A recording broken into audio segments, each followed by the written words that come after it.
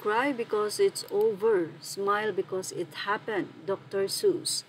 Having you in my life was the happiest I had ever been. 7 wonderful years, a lot of laughs, a lot of ramen, and so much love. Your love was exceptional, but sometimes good things fall apart so better things can come together. Beautiful goodbye at Jack Roberto. Thank you for loving me the way you did. I am excited for what's to come for the both of us. You take care of yourself. May you find the love you deserve. I hope for everyone's understanding and I wish you can help us put this matter to rest. Ito nga ang malaman at napakasakit na tila naging pahayag ni Barbie Fortesa sa nasabi nga pong Instagram post nito na naglalaman ng pagpapaalam niya sa 7 years boyfriend na si Jack Roberto.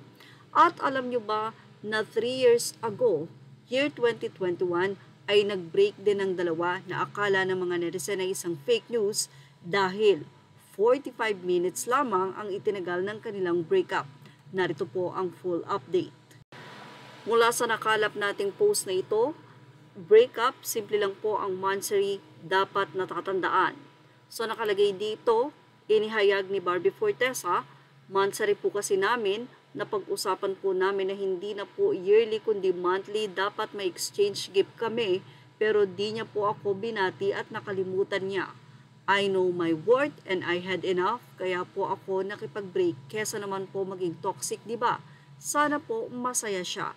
That was July 28, 2021. So narito po ang naging say ng mga comment mula nga po sa naging update ng isang YouTube channel na si Damon X Gameplay. Ito po ay 3 years ago ng update.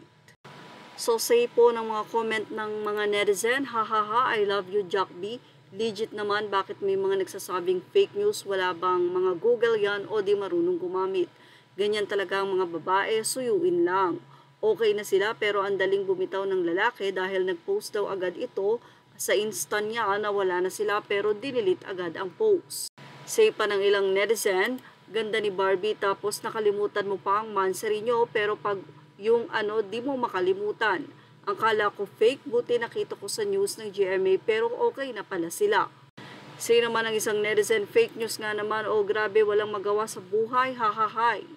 Uso po ang Google para malaman, legit naman pala. Kung nangyari ang nasabing breakup na ito nila Barbie Fortesa at Jack Roberto, posible ba na ang reason ng kanilang hiwalayan na ito ay dahil sa exchange gift or may kinalaman sa pagdiriwang ng New Year? Dahil after nga ng New Year, ngayon, January 2, ay nangyari ang announcement ng bigla-bigla na nangyari din before noong 2021 na agad-agad nag-post si Barbie. So, posible ba na ang reason ay dahil sa exchange gift or baka naman kinabukasan bati na ang dalawa?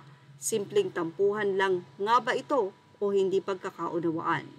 Well, yan po ang ating pakaabangan. Yan ang ating showbiz now update. Thank you for watching. Images are all credit to the rightful owners.